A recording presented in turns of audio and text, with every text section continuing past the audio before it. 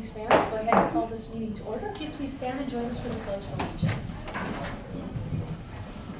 I pledge allegiance to the flag of the United States of America and to the republic for which it stands, one nation under God, indivisible, with liberty and justice for all.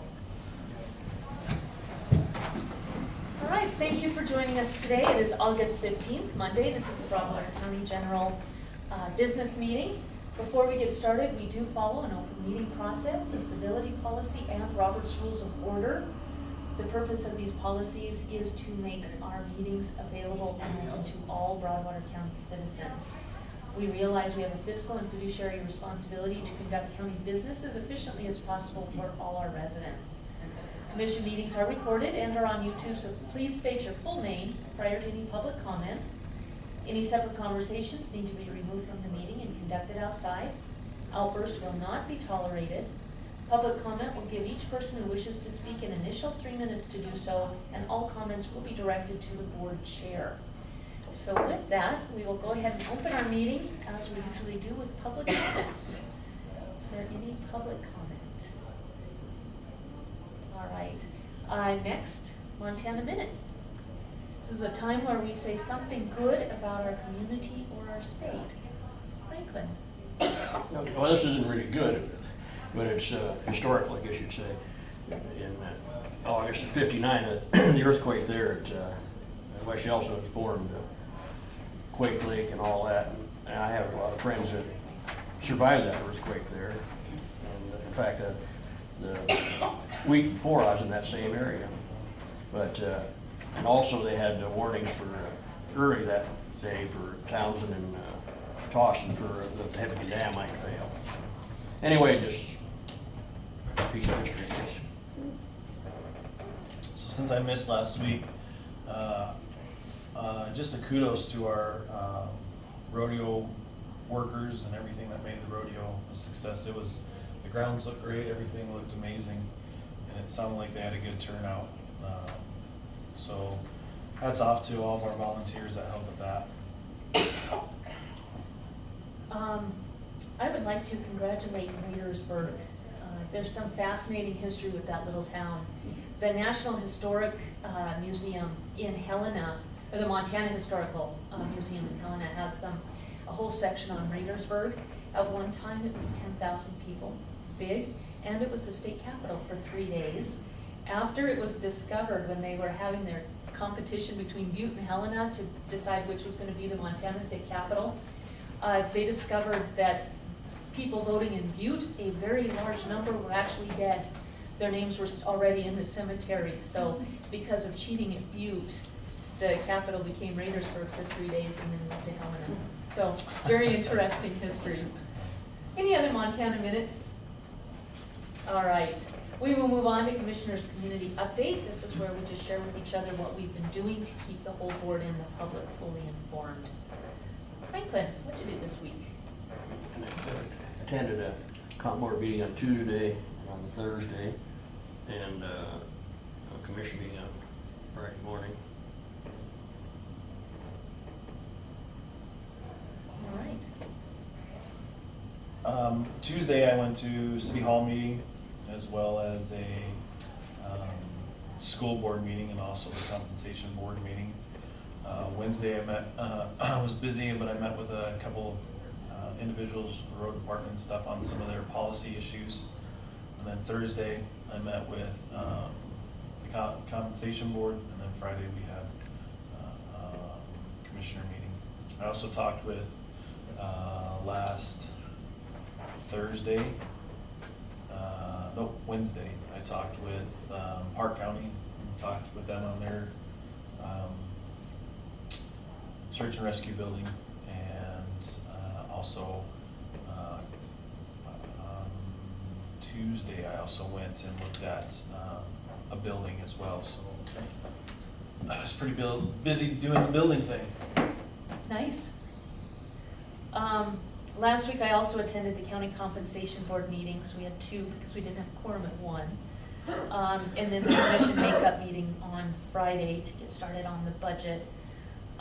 Also, we had Dave Steiner come back to, we had lunch at the senior center where he talked to folks about what the Air Med Care program is, how that works. It's not perfect, but it does have every opportunity to save someone going through a horrific emergency a lot of money and hopefully stress.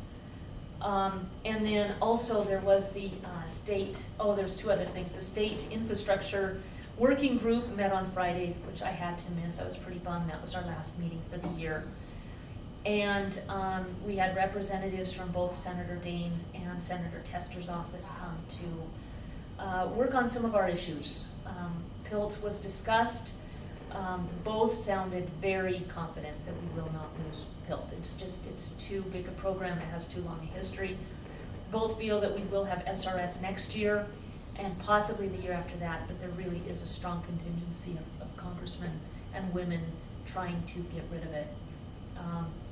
Which, for those of you who don't know, Secure Rural Schools is SRS.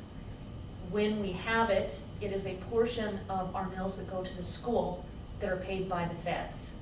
When they cancel it for a year, like last year, our tax dollars, our property taxes make up the difference.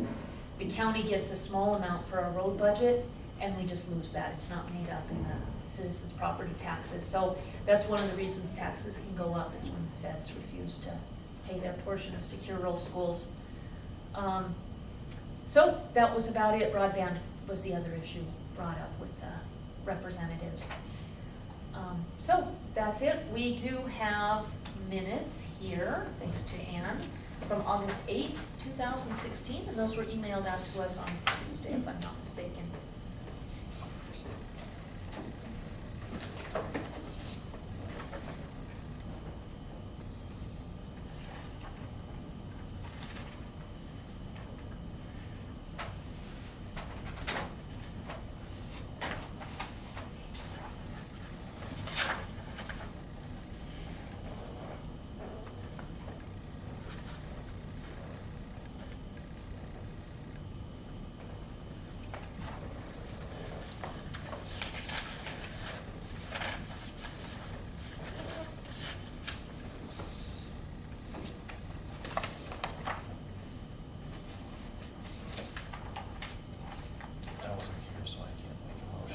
I wasn't here, so. Oh, okay, I'll make a motion to accept the minutes.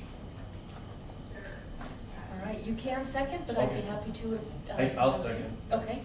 So we moved and seconded to approve the minutes of August 8, 2016. All those in favor, please signify by saying aye. Aye. Aye, motion carries.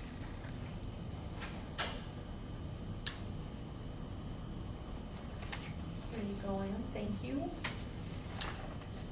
All right, a little bit of mail before our next agenda item. Well, this came just via email today. This is from the Department of Environmental Quality, and this is on waste rulemaking, oil exploration and production, E&P waste rulemaking. Purpose of this email is to keep stakeholders informed of the upcoming rulemaking efforts pertaining to oil field exploration and production, E&P waste, and facilities handling the waste stream. I'm not going to read the whole thing, but this is a comment period, and if you have any constructive comments or information for us to consider, please get them to us before September 12, 2016. By November 14, we hope to file the notice of intent. So I will pass that along. There's also been a couple of emails from the Petroleum Association on that.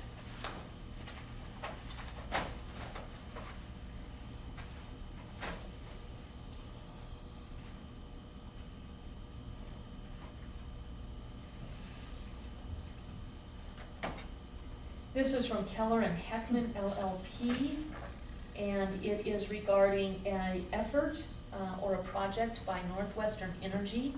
And what this is a notice of intent, but what I talked to Charlie, and he suggested that what we do is contact Northwestern Energy, get their date for when they intend to implement, so that we can know if there's any issues at that time. So there's nothing for us to do at this point. Franklin kind of took over with the TV district, so I'm wondering if he would be willing to reach out to Northwestern Energy and just put in a letter that we need a date.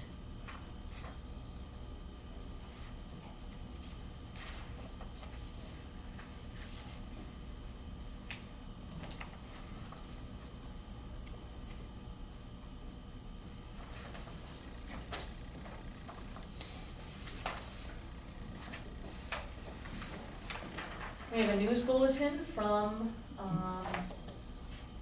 Building Operator Certification. We are sending, our employees have sent one through BOC, and our newest employee is currently going through BOC. I believe that's this week. And that's Building Operator Training. It's Aaron going through that right now. Yeah. And this is a letter from FEMA, Department of Homeland Security. We're pleased to announce the approval of the Broadwater County Pre-Disaster Mitigation Plan. So that's that confirmation letter.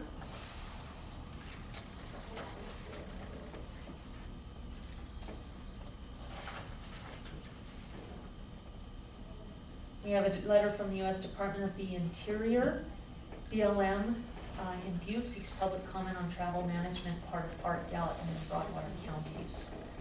So this is an opportunity to offer public comment, and there will be an open house at the Three Forks Methodist Church on July 27th from 5 to 7 to further discuss the EA alternatives.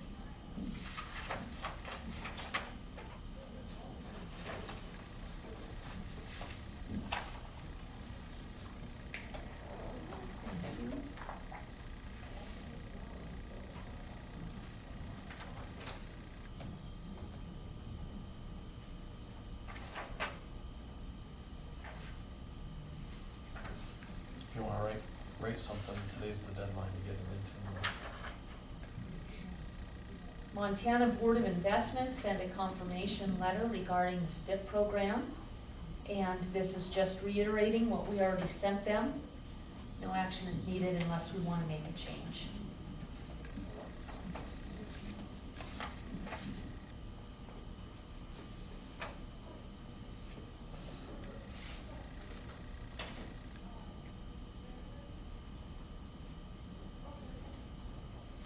This is a letter from MDT, Montana Department of Transportation, on the Toston structures.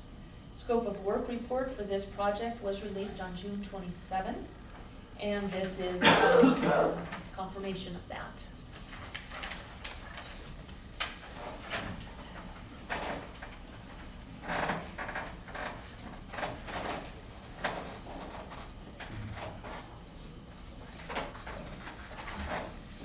DNRC is moving.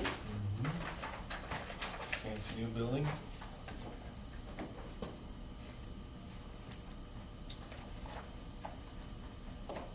We have a task order. Again, these are 10-year grants with the Department of Public Health and Human Services.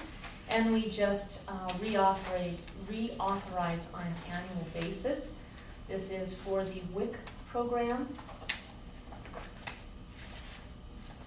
And basically, DPHHS pays us for about a half-time employee to take care of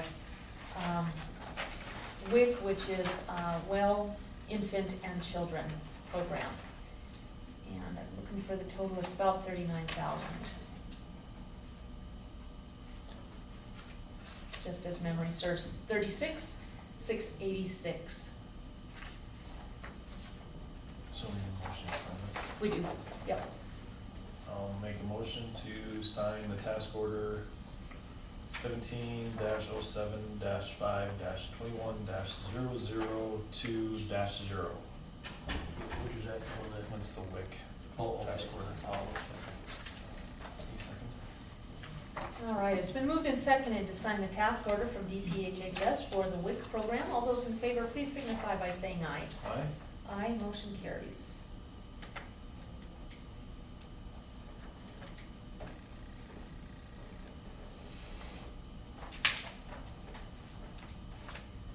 All right, we have payroll in the amount of $156,456.10. motion to pay payroll in the amount of $156,456.10. I'll second. It's been moved and seconded to pay payroll in the amount of $156,456.10. All those in favor, please signify by saying aye. Aye. Aye, motion carries.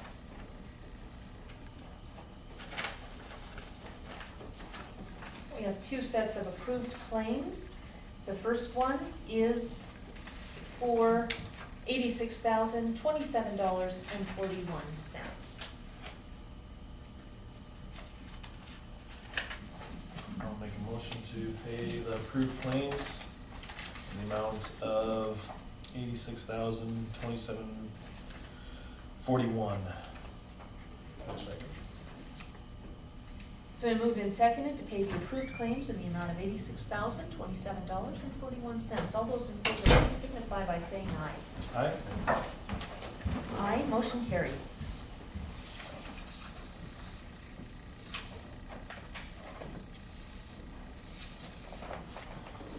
And we have a payroll summary.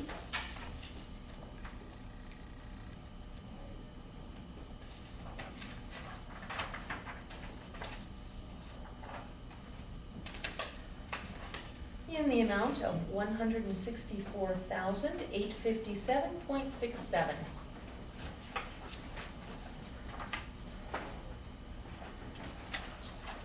And make a motion to pay the $164,857.67. Second.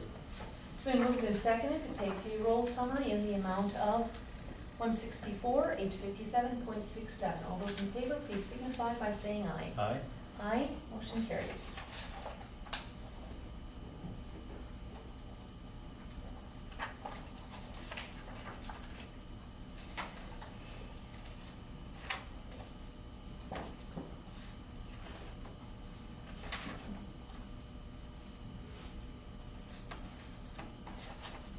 Everything else is for next week in there. Well, I see no COSs. So just very quickly, while we wait on Allison, I just wanted to bring up, this was a comment made on Friday at our makeup meeting. There was a comment made that I just wanted to bring the truth out on. And what it was is that I had somehow withheld paying a claim for Franklin for his attorney. What I have here is a couple of documents to dispel that lie. And this first one is to Franklin. Commissioners Gravely and I were both CC'd, and it is from the accounting staff. And it says, "Good morning, Franklin. I was just looking at the claims you submitted today. I still have some questions on your claim for the lawyer fees. Could you please, all caps, come and talk to me so I can explain to you what the issues are. Also, you were supposed to have last fiscal year, which ended June 30, 2014, claims to me by July 15th, 2014. When you just put your claims in the box and don't visit with me about them, they can't be paid until we have the supportive documents attached. This issue has nothing to do with Commissioner Obert not approving them. I am totally responsible to make sure claims are correct, and being an elected official, you should understand this. We just got finished with an audit, and I had to give them the elected officials' claims to review. Thank you for understanding, and I will visit with you soon." And then there was a handwritten note attached to the claim that says, "Need past due balance receipt, copy of check that paid the lawyer, dates do not match on one receipt." And then there was also minutes from March 31, 2014. Commissioner Salifka stated he had turned in a claim for his attorney fees, and the judge had approved the settlement and said Commissioner Obert had denied payment of the claim. Commissioner Obert replied the settlement was requested by his attorney, and the judge had agreed to the request to settle. She had initially approved the claim, but upon examination by the claims clerk, it was determined there was insufficient financial information attached to the claim. As soon as the receipts are received by the claims clerk, the warrant will be issued. So I just want to make sure that those facts are part of the record after the erroneous statements on Friday. I'll just add to that, that all receipts, everything was turned in. That's all I have to say on it. That's 2 years ago now. All right, so we have an appointment at 10:30. Yes, David? How can I learn about the schedule with department heads on budget meetings? We've had a couple, but what we do is we advertise them and we put what department head they're with. So if you want, you're on the mailing list now to get the agendas, right? Yeah, so you'll continue to be on that list, and so just read the agenda and you'll see specifically which department heads. We've met with a few over the past couple of months, and we'll be meeting with more as we get our preliminary budget.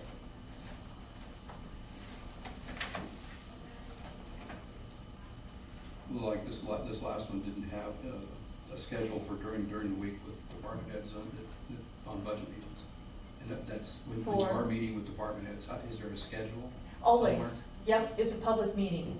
So we don't have one scheduled for this week. That's why there isn't an agenda item for that this week. Is it always just on Monday that you do those meetings? No, it's Wednesdays as needed. So as soon as we get our preliminary budget finalized, Debbie's had some stragglers that didn't turn in their budgets. She's putting that together, she's out ill today. As soon as we get that from her, then we start that process. Right now, we're under the clock ticking to get the mills done, Right. but that's not necessarily the departmental budgets. Who compiles the schedule with department heads so that I can check with them and make sure I haven't been? We do, the commission does, and then it's on the agenda. So any commission meeting we have with anybody is agended, so we have that discussion out in public. And it states who the department head is. At 10:30, Allison Costo, MSU Extension. That's her monthly update with us. It's not necessarily on her budget. If she wants to bring a budget issue forward, she can. But that's how we'll do it even with the budget discussions, is it'll say Win Meehan Sheriff fiscal year 17 budget discussion. So you'll be able to see who we're meeting with and at what time. Even if it's not on a Monday? Right, it could be on a Monday, it could be Yeah. on a Wednesday. And normally what it'll say on that sheet is Wednesday meeting underneath the agenda for Monday's meeting, and it'll tell you who we're meeting with and what we're talking about on Wednesday. Okay, thank So you. it'll be all on the same posting. Thank you. Yes, Wayne, I just picked on you because you're here. No, it's fine. I was just, the reason why I'm here is 'cause I didn't get the agenda, so I don't know if there's anything that I need to be here for, so, No, Okay. it's gonna be a short day, I think. perfect. Yeah, but you're welcome to stay. I've got actually plenty to do. I bet you do. I got plenty, so, thank you for the invite, but Anytime. I'm gonna go back, okay? All right, thanks, Wayne. Thank you. Brenda, we don't have Broadwater Ford on the agenda, but if you want to come forward, we can't make a decision, but we could certainly hear you and then put it on the agenda and just make a decision next week. We could get all our questions out of the way today, Okay, if you want to do that since you're here. sure, All right, come on up. We have a couple of minutes before Allison gets here. okay. So do I just have to state my name? Nope, you're Okay. you're good. You can have a seat if you want. I can It might be more copy these, relaxing. Laura, so, do you want me to copy them or leave them with you? What happened is our Broadwater Ford taxes, we got a notification from our bank that they weren't paid. And we're like, so Dave thought I was paying them here, I thought he was paying them there, I didn't have any clue because I paid per invoice. And so I called Doug right when I got that phone call. He wasn't there, I spoke with Chase Campbell, and then he said, yeah, they're very past due. So I said, oh, well, give me the totals, I need to get that paid right away. And Dave's like, yes, get down there. Well, it was 5 minutes till 5. So I came the next morning. And so,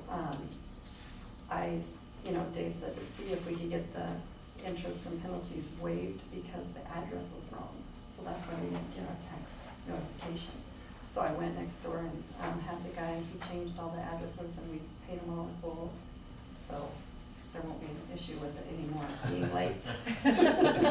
So everything will come to me at the store, because it was kind of confusing. I assumed that they did get a lot of the mail and billings, but it wasn't the case. They just had our address wrong for here.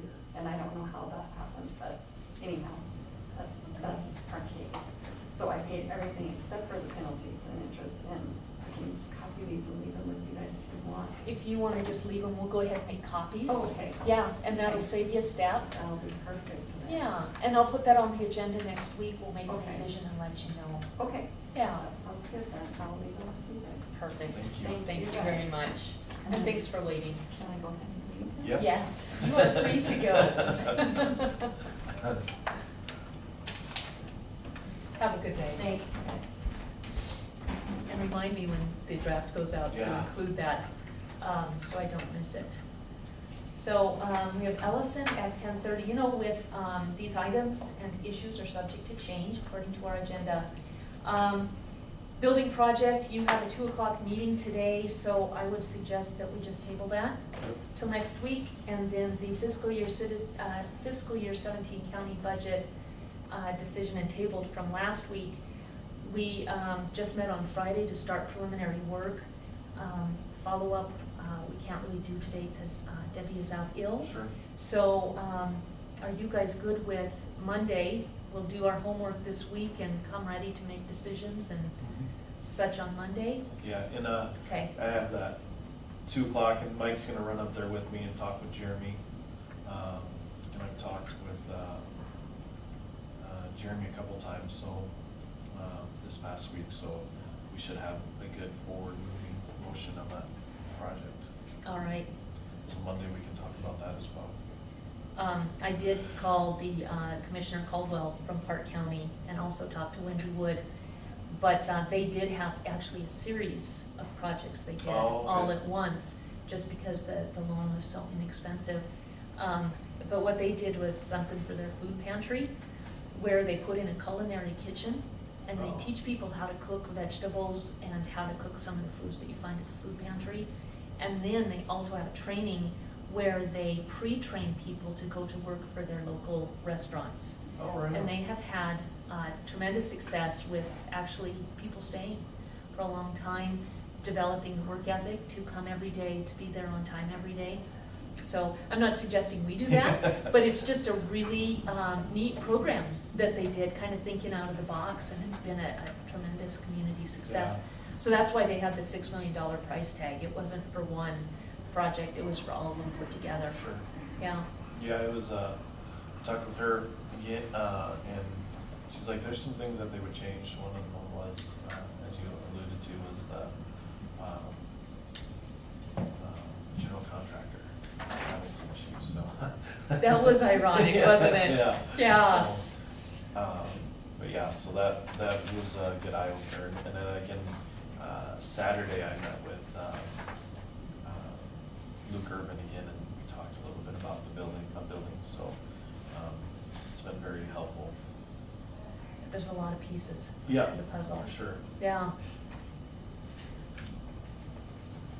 Miss Allison, how are you? Good. Are you guys ready for me? Well, hello, yes, Allison Costa, MSU Extension, monthly update decision, come on up. Congratulations on the fair. You guys, I Yeah, that know was it was a awesome. team effort, but you guys all did a great job.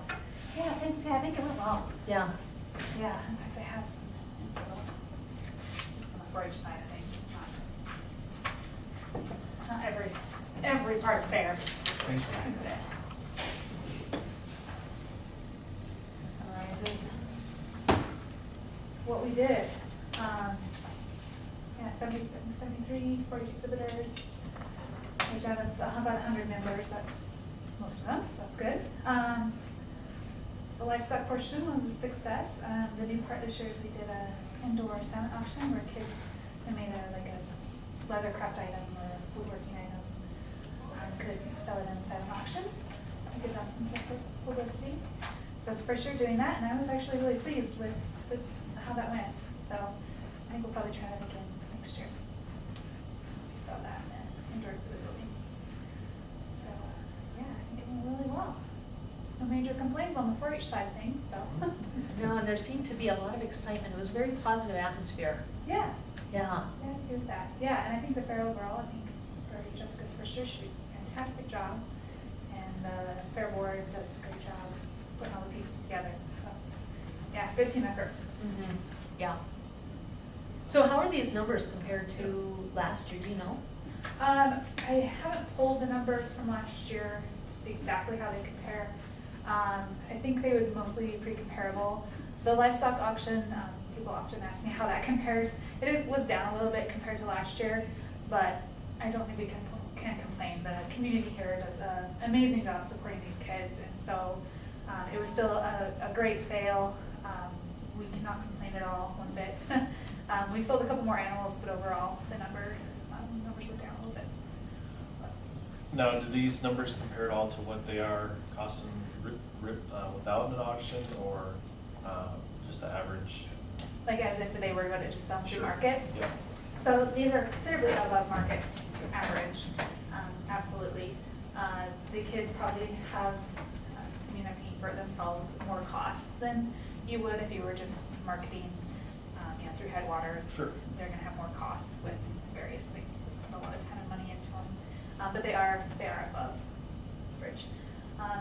If you look at other livestock sales, 4-H livestock sales, just comparing those, we tend to be in this area, tend to be a little higher than like this Clark or Gallatin. Oh, really?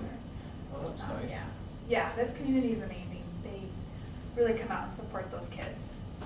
And we get a lot of support too from like the Three Forks, in the county too, a lot of Three Forks businesses turn on and support the sale too, which I think is really neat, so. Good. Absolutely. Yeah. Thank you. Yeah. Yeah. That kind of spread with goats, about $6 a pound of goat. Yeah, not funny. Yeah, the goats they're going to be more popular. And last week I finished up the carcass evaluation at Ranchland in Milligan Canyon, and we had one goat that actually went to slaughter this year. So I got to evaluate that carcass, which was interesting. There is, believe it or not, there is an actual set system for evaluating goat. Oh, wow. Yeah. So it's not as formalized as like the beef and the swine with the USDA, but there's a system out there. It's pretty interesting. So I foresee that a trend that will continue. The poultry, this is the second year we've sold poultry pins in the livestock sale. That continues to be very popular. I think we'll continue to see that as a trend. So yeah, good fair. Yeah. Congratulations. Yeah, thanks. Any other fair questions? No, just kudos. It was pretty impressive. Thanks. Thanks. So I think I started a lot last night, so I was gonna see you fair. Oh, it's kind of a whirlwind of a week. Yeah, I bet. I bet you're still trying to recuperate. I am, yeah, because we had, the carcass evaluation was last week, and that kind of like, to me, kind of signals the end. So I got done with that on Friday. We're kind of putting data this week, but I kind of feel like now I can kind of shift focuses back to just everyday things that I've been leaving behind, but get caught back up. Yeah. So, a few other things. One thing I wanted to visit with you all about, maybe I'll start with started fair, but and do more of a business item. I've been working with Debbie Kelly. We've had this conversation over a few months now about DIS and the kind of the billing process for DIS and what we pay for our department for that service. Right now, the way that we kind of work it in our office is that, the way we function in our office, I should say, is that Tammy utilizes the DIS support. They update her computer, she calls them when they have problems, so on and so forth. I have never used DIS. I always go to MSU. My computer was set up by MSU, and so they provide the support that I need. The only time that DIS has ever contacted me was when Debbie had requested I put Black Mountain on a shortcut on my computer. So DIS actually contacted the IT person at MSU, and then the three of us got it on my computer and got it working. So that's really been the only time. So as we started the budget process this year, I visited with Debbie about, because we're paying for, in our office, 2 computers for DIS services. So visited with her about what does that mean and what does that entail. And so, long story short, because for some reason it took us a while to figure that out, DIS told me, they said that neither one of our PCs are currently monitored by DIS, and therefore aren't included in the managed service monthly fee. However, if you call DIS for support, we will allow you to get support through the county contract. So then in talking with Debbie, we get charged basically $50 per computer per month, and for that service fee that's divided up among the county. However, we only have one computer that's actually using that service. And so I asked her if there was any way to negotiate that fee for our office, since only one computer is utilizing that. And she says it's not negotiable unless you visit with the commissioners. So hence why I'm here, to see, is that standard among the county? I guess I'm just here to see if that's negotiable. We are only paying, or only utilizing the service on one computer, but we're paying for two. Which, that's, for two computers, it's $1,200 a year, $600 a computer, which to me, on a little office budget is quite a bit. Sure. So, Yeah. just seeing if there is any way we could negotiate that. Asking the question. You're technically an MSU employee. Right. And your equipment is that of MSU's. For me, it's an easy yes. We can take you off. Okay. Yeah. Yeah, what do you guys think? I would agree with that. Yeah, me too. Okay. And we definitely will still keep paying for Tammy because she uses it and we need to have her support in that, but. Sure. Sure. Yeah. And then, if you did have an IT issue, MSU would just send IT Yeah. up or troubleshoot over the phone? Yeah, they should be over the phone, and if I need to, I can run my computer into them Okay. as well, which I haven't had to do that yet.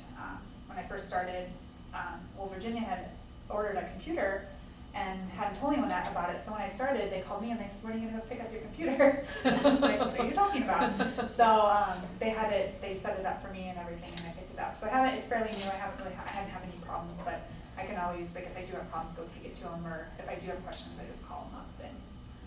And they're good about helping Tammy too, but I still feel like we need to probably keep hers on the GIS plan, but she's comfortable using those. Sure. And since technically she's a county employee, it kind of makes Yeah. sense that we stick with that. Yeah.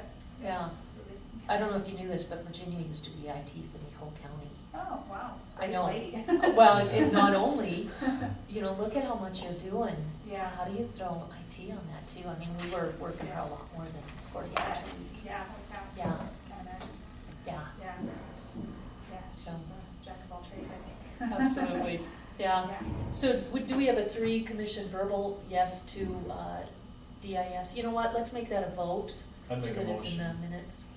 to go ahead and allow MSU Extension to only pay for Tammy's computer on DIS and Allison's computer continue with MSU support.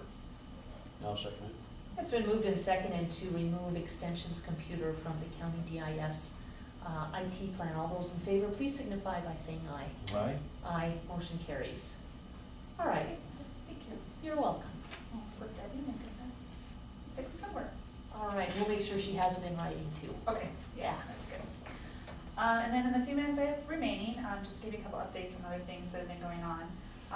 As you all know, we had a pretty severe hailstorm the last day of fair that did impact, especially right around this Townsend area, a lot of producers. So I've been working with a few people trying to figure out what to do. Where do you go from here? People considering haying wheat or barley that maybe they weren't. So we're doing some nitrate testing, just talking through people, visiting with some specialists at MSU to talk about how you prevent disease at this point, because we potentially could have some disease issues this fall or even next year if we don't kind of take care and clean up the crop correctly. So working through some of those things, time will kind of tell, I think, how it all kind of plays out. The Farm Service Agency is trying to, you may know this, but Farm Service Agency is trying to get a disaster declaration for the hailstorm so that there may be additional funding and support available to these growers who were impacted by the storm. It sounds like that is kind of, and I'm not fully aware of how the whole process works, but it sounds like it may be a few months yet before we really know if we're able to get the disaster declaration on that. So FSA is having a meeting in September to put together that application. So, Does that have to come from the governor I need to do a little more research and find a little bit more how that works. My understanding is, or county? there's different levels that it can go to. So FSA is putting together the application. It will go to the next level for that. I don't know all the details I can do. I would think it's possible in the county because it's such a small area. Yeah. Usually, there's different counties of all that, so I think that's when it goes to the governor, and then if it's more than that, then the presidential declaration. And that would make sense. Yeah, so it may be something that you may see here be involved with. How many ranchers, farmers were affected? I've never actually sat down and counted. The area that it impacted was pretty much from Delger Lane, we have the north boundary.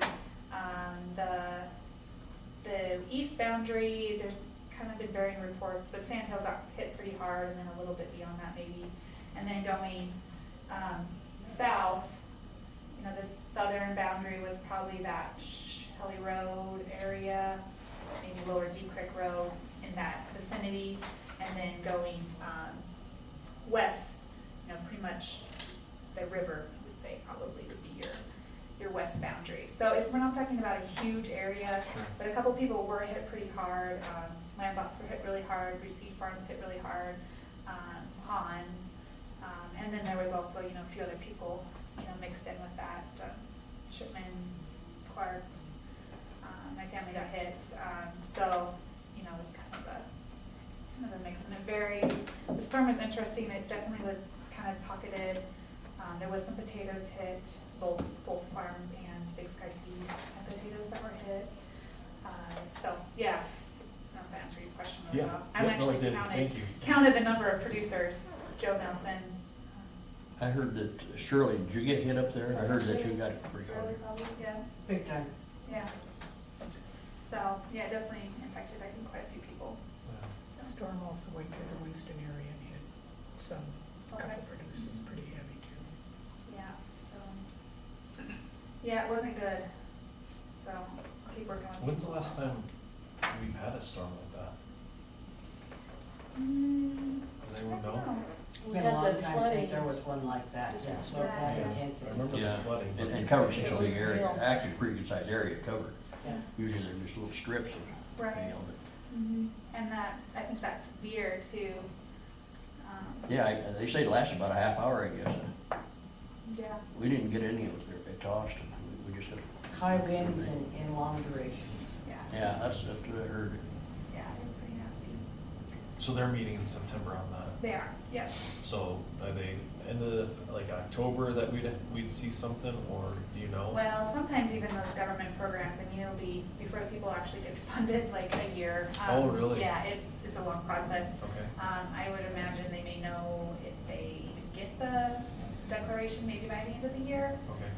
But then it's usually a process, okay, get the disaster declaration, and then it goes out to, the funding becomes available, and then the growers have to apply for it and show the impact and things like that. So it's kind of a long process. Okay. But I can keep you posted for sure. Great.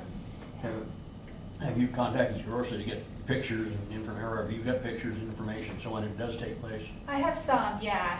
I probably should have been out there doing more pictures, but I have some, yeah, been just personal accounts, talking to people too, yeah. Yeah. And FSA did send me a list of the things that they need. They need pretty detailed information, comparing the average annual yields to what yields they are getting now. They do want a list of, or a number of how many producers were impacted, so eventually we'll get to that. Sure. It's pretty in-depth. Yeah. Says the disaster declaration may come through FSA. It may not, we have to do a 2 mil emergency levy to have a disaster declaration where we get federal funding, because they want the counties to have buy-in. So I wonder how this will work with FSA.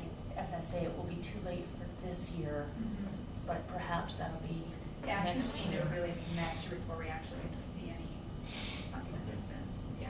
Okay. Yeah, but as I know more, we posted, Nina just emailed me like in the last week, and I was doing Kirk's evaluation, so we haven't connected on the details yet, but they can stay involved and help with that process, because it would be, because some people had insurance, some people didn't. People like Receipt Farms in their business, they can't carry insurance on for what they do, so. It's a big loss. It's a big loss, yep. Yeah, so. Yeah, thanks. Mhm. Any other information, just keep us updated, that's Okay. huge. Yep, absolutely, we can do that. Yeah, so I think it might be any other time. You can keep going though if you want. Well, because- I don't have too much more. I'm working on a couple upcoming programs, still working on the cover crops tour, the food preservation class. And then just one general MSU update. Steve Sieglin, who's been my supervisor of the Western Region Department Head, has accepted a new position with MSU. He'll be moving to Bozeman, and so right now they're doing a search for a new Western Region Department Head. So I would imagine whenever they get that person hired, he or she will probably come introduce themselves at a meeting. But Steve is still my supervisor, at least until it gets someone hired. So he imagines it'll probably be to the end of the year, knowing how those searches go. Sure. Long process. Yes, you've been on the other side of that. Yep. Yeah. So that's- Steve has done a great job for Broadwater County. Yeah, he has, yeah. Yeah. Well, good for him. So, and he's not going far. He's got just a new position with administration, and so I think it'll be a good fit for him. Yeah, just to see who comes next. Absolutely. Yeah. Yeah. So that was an update in a nutshell. A lot of stuff have happened in the last month, it feels like. Yeah. Yeah, any more questions for me? I don't, do you guys? No, thank you very much. Okay. You're Appreciate doing a it. great job, keep it up. Okay. Yeah, thanks. And is the next, are we talking at all about, is this the next part of the meeting, is it just the search and rescue building, or is there more to it? We tabled it. There are some, I meet with WWC today. Okay. So we're actually looking to encompass everything into one building. Okay. So- Work on that, okay. Yep. All right, so but nothing today? Nothing, it will be Okay. Monday. Okay, next week, all right. Sounds good. All right, thank Thank you. you.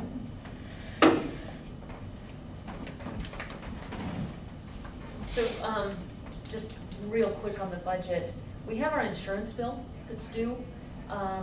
Is it good with you guys to pay it from PILT? That's what we've been doing the last couple of years. Yeah.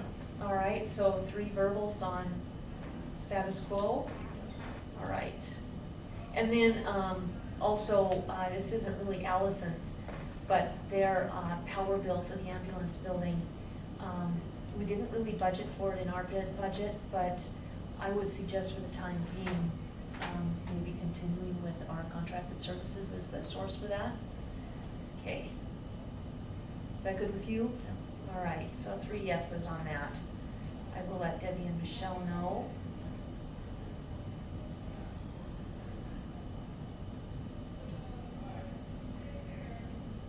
All right, I have nothing else. Do you guys have anything for the good of the order? All right. May I ask you a question? Yeah. Who's the head of the fair board? Is there a chairman? That's John Rouser. There was some real discussion about the printing errors in the fair book. And I don't know that maybe a public apology in the paper might not be forthcoming.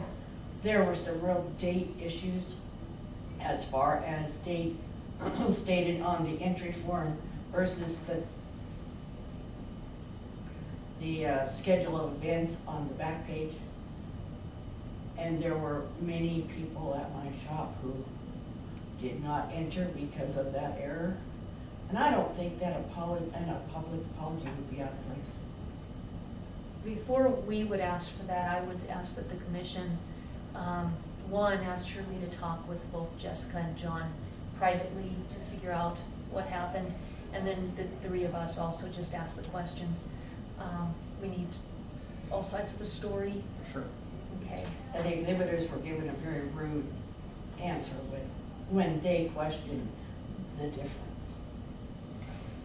And so maybe a little better proofreading with whoever prints might be in order. We'll go ahead and ask some questions and learn the full story, so thank you very much for that. Any other public comment? All right, anything else for the good of the order? Okay, we are adjourned at 10:49. Thanks for coming, everyone.